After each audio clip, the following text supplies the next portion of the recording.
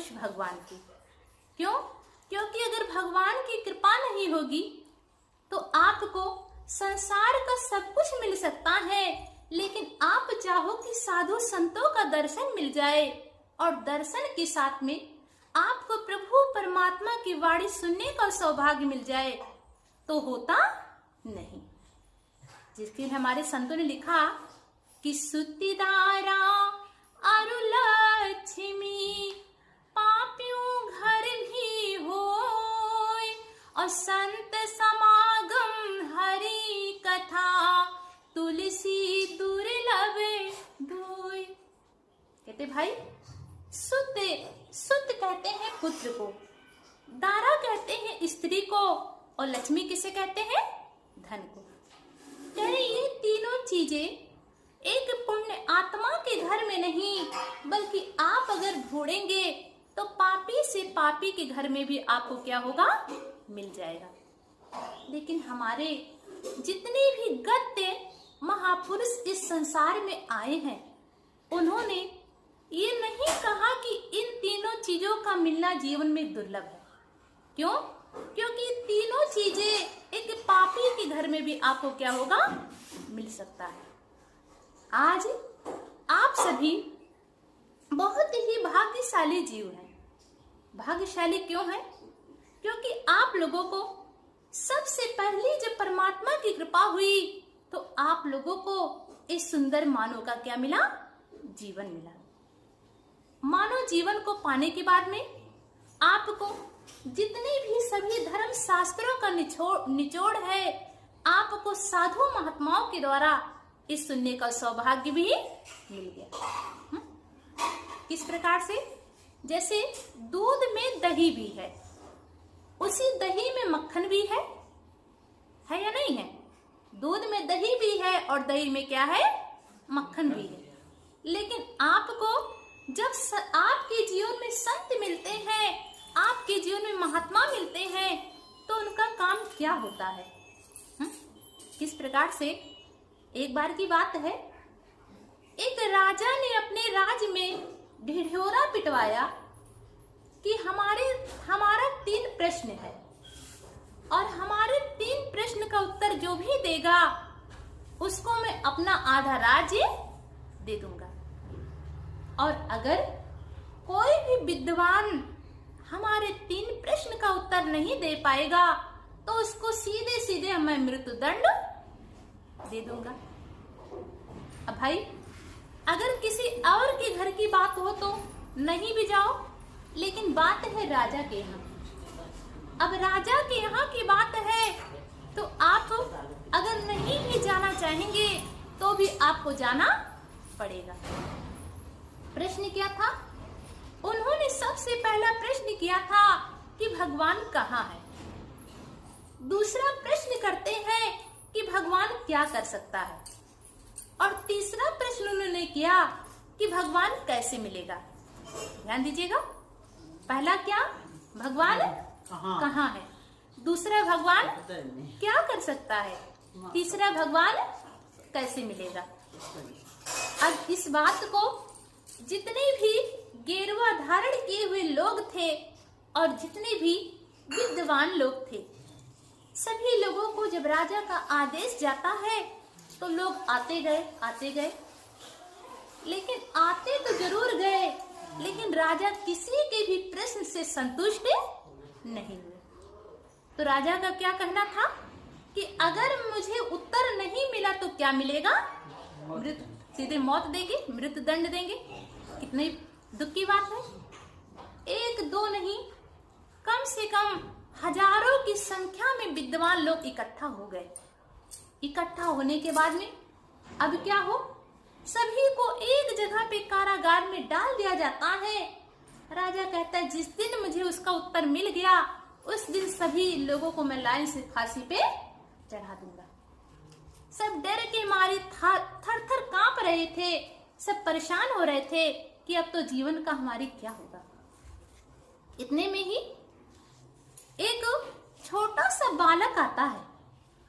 जब छोटा सा बालक आया, वो छोटा सा बालक ओ सुना कि राजा के यहाँ पे ऐसी सी बात है कि उन्होंने 3 प्रश्न को पूछा है कि जो हमारे प्रश्न का उत्तर देगा उसको मैं ऐसा राज दूंगा। बालक जो था हाफ पैंट को पहना हुआ था, पूरा हाथ पैर मिट्टी में उसके सना हुआ था। जब राजा की बात सुनता है कहते इतनी छोटी सी बात है, इसका उत्तर तो मैं ही दे दूंगा। लोग कहते बेटा अभी तुम्हारे खेलने कूदने का उम्र है, तुम ऐसे ही वहां मरने के लिए क्यों जा रहे हो? कि भाई किसी ज्ञान के लिए किसी की उम्र की कोई आवश्यकता होती नहीं। कि ले तो चलिए, आपको ले चलने में क्या समस्या है? कि चलो भाई। जब राजा के सामने ले गए, ले जाने के बाद में बैठा देते हैं कि राजा साहब ये बालक आपके प्रश्न का उत्तर देगा। राजा कहते भाई ये तो बच्चा खेलने का इसका उम्र है, ये क्या उत्तर देगा? फिर मन में विचार आए कि भाई चलो ज्ञान तो ज्ञान ही कहीं से भी मिले। अब बालक कहता है कि राजा साहब मैं आपके प्रश्न का उत्तर दूंगा, लेकिन उसके पहले आप मुझे 1 लीटर दूध मंगाइए। क्या मंगाइए? दूध। राजा विचार किए कि हो सकता है बच्चा है, खेल के आ रहा है, इसको भूख लगी होगी और पहले पिएगा, उसके बाद में मेरे प्रश्न का उत्तर देगा। जब दूध को मंगा दिया जाता है, वो बालक क्या करता है, उस दूध में उंगली डाल करके घुमाना शुरू कर दिए। 1 मिनट हुआ, 2 मिनट हुआ, करते करते आधा 1 घंटा बीत गया। राजा को क्रोध आने लगा कि भाई तुम बालक को पकड़ करके लाए हो तो अपने खेल में उलझ गया, ये क्या प्रश्न का उत्तर देगा? तब बालक कहते राजा साहब मैं इस दूध में खेल नहीं खेल रहा हूँ, इस दूध में आपके प्रश्न का उत्तर ही ढूंढ रहा हूँ। ये कैसा उत्तर? ए राजा साहब इस दूध के कण कण में मक्खन छिपा हुआ है। छिपा है कि नहीं छिपा है? दूध से ही क्या बनता है? मक्खन बनता है। इस दूध के कण कण में मक्खन छिपा हुआ है, लेकिन जब तक इसको दही नहीं जमाएंगे और दही जमाने के बाद इसको मथेंगे नहीं, तब तक मक्खन मिलने वाला नहीं। ये ठीक उसी प्रकार से कि परमात्मा तो कण कण में पत्ते पत्ते में विराजमान है, जिसके लिए भगवान शंकर ने भी लिखा कि हरि व्यापक सरे ओत्र समाना और प्रेम से प्रगति होई मैं जाना। कि भाई परमात्मा तो कण कण में पत्ते पत्ते में समाया हुआ है, लेकिन जब तक हमारे अंदर प्रेम नहीं होगा तब तक वो प्रकट होने वाला नहीं। अब प्रेम कैसे होगा? जब तक किसी व्यक्ति से परिचय नहीं होगा तब तक प्रेम भी होने वाला नहीं। कहते बिन परितीत होई नहीं प्रीति, कि जब तक परिचय नहीं होता है तब तक किसी से प्रेम हो सकता नहीं। अब पहले प्रश्न का उत्तर मिला कि राजा साहब अब दूसरा प्रश्न का जो उत्तर है उसके लिए जहां आप बैठे हैं वहां मुझे बैठना पड़ेगा। दूसरा प्रश्न क्या था कि भगवान क्या कर सकता है, और जहां मैं बैठा हूं यहाँ पे आपको बैठना पड़ेगा। कि चलो भाई उत्तर मिले, इसमें बैठने में क्या जा रहा है? बैठ गए। बैठे बैठे हो गया थोड़ा समय कि अब तो बताओ प्रश्न का उत्तर। कि राजा साहब उत्तर तो मिल गया कि भगवान क्या कर सकता है। भगवान राजा को भिखारी बना सकता है और भिखारी को राजा बना सकता है? उसी के हाथ में तो पावर है ना, और किसी के पास में पावर नहीं। आप कहते हैं कि आपने किया, लेकिन छोटी सी बात सोचिए, भोजन करके आप रात में सोते हो और आप ही पचाते भी हैं क्या? अगर एक दिन थोड़ा सा सुई घुमा देता है तो सुबह आपकी क्या हालत होती है, ये तो आप खुद ही समझते हैं ना? तो परमात्मा का काम क्या है? वो रंग को राजा बनाता है। अब तीसरा जो आपका प्रश्न है कि परमात्मा कहाँ मिलेगा, ये थोड़ा सा टाइम लगेगा। कि टाइम क्यों लगेगा? कि उसके लिए पहले आप दूध मंगाइए, दूध मंगाने के बाद में दही जमाइए, और दही जब बन के तैयार हो जाएगा तब इस प्रश्न का मैं क्या दूंगा, उत्तर दूंगा। किस प्रकार से? ये तो सत्य है कि परमात्मा हमारे घट के अंदर है ना, लेकिन जब तक आपके जीवन में कोई सच्चे संत नहीं मिलते हैं तब तक आप चाहो कि उनको प्राप्त कर लो तो उनको पाया जा सकता नहीं। जिस बात को भगवान राम अपने छोटे भाई लक्ष्मण को समझाते हुए कहते हैं कि भगति ताते अनुपम सुख मूला, अमिलई जो संत होई अनुकूला। कहते हैं भाई लक्ष्मण, भक्ति का सुख जो है अनुपम है, इसकी उपमा नहीं की जा सकती है, लेकिन शर्त लगा देते हैं कि जीवन में कब मिलेगा और कैसे मिलेगा। जब तक आपके जीवन में अनुकूल संत नहीं मिलेंगे तब तक ना तो आपको भगवान मिलेगा और ना तो आपको भक्ति ही मिलेगी। अगर मिल जाती तो प्रतिदिन लोगों को मंदिर में जा करके संतों की सेवा मांगने की आवश्यकता नहीं पड़ती। मांगते कि नहीं मांगते हैं?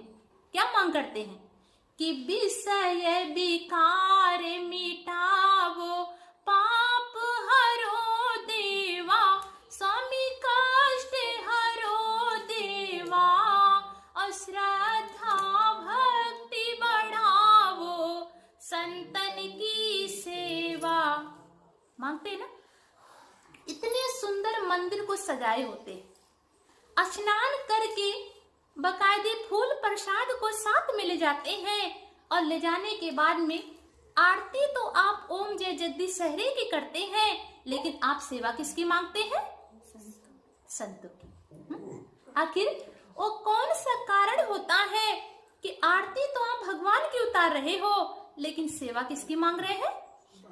संतों की। देखिए, जब आपके जीवन में, क्योंकि आरती का अभिप्राय क्या होता है? आर्त भाव। आरती का अभिप्राय क्या होता है? आर्त भाव। जब आप परमात्मा को आर्त भाव से याद करते हो, उसको आवाहन करते हैं, जब हमारी भक्ति से, हमारी प्रार्थना से अगर वास्तव में प्रसन्न हो जाता है तो हमारे जीवन में संतों का संग करा देता है। तब हमारे जीवन में उस संतों का सेवा प्रदान करता है। वही संत जिसके लिए भगवान श्री राम जिस समय त्रेता युग में अवतार को लेकर के आए थे, जब सबरी की कुटिया में गए, सबरी को समझा के कहते, सबरी भक्ति की शुरुआत कब होगी? जब संतों का क्या करोगी? संग करोगी। कहते प्रथम भक्ति संतन करे संगा, कि अगर भक्ति की शुरुआत करना चाहती हो, ये भी कह सकते थे कि प्रथम भक्ति तुम भोलेनाथ का करो संग, या तुम मेरा ही करो संग, लेकिन स्पष्ट शब्दों में कहते सबरी, अगर भक्ति को प्रारंभ करना चाहती हो तो पहला आपको कदम उठा करके संतों के पास में जाना पड़े। क्यों? क्योंकि मेरी प्यारी बहनों, ये सत्य है कि भगवान सभी जगह पे है। ये सत्य है कि परमात्मा सभी के अंदर मौजूद है, लेकिन यह भी सत्य है कि जब तक आपको साकार के रूप में संत जीवन में नहीं मिलते हैं तब तक आप निराकार को पा सकते नहीं। निराकार का परिचय कराने वाले, निराकार का बोध कराने वाले इस पृथ्वी पे अगर कोई होते हैं तो उन्हीं को क्या कहा जाता है? संत कहा जाता है। देखिए, आज जीवन का कितना सुंदर हमारा पुण्य है कि जो कि आज जिन संतों की सेवा के लिए मांग करते थे, जब परमात्मा हमारी भावनाओं से, परमात्मा हमारी श्रद्धा से प्रसन्न हुआ तो हमको उसने सच में क्या दिया? संतों का सेवा दिया। क्यों सेवा दिया? क्योंकि संत सेवा करके आप अपने जीवन को बना सकते हैं। किस प्रकार? जैसे आज लोग सेंट लगाते हैं, अगर सेंट कहीं भी किसी भी अंग में लगा है क्या उसका महक चला जाएगा? तुरंत नहीं जाएगा ना। ठीक उसी प्रकार संतों की भी जो सेवा होती है, आप भाव से किए हो या कुभाव से किए हो, भाव से हो या कुभाव से हो, संतों के पास में की हुई सेवा कभी निरर्थक जाती नहीं। यही कारण है कि आप शास्त्र को पढ़ते हैं।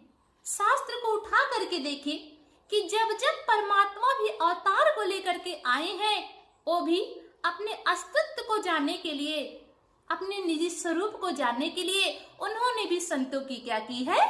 सेवा की।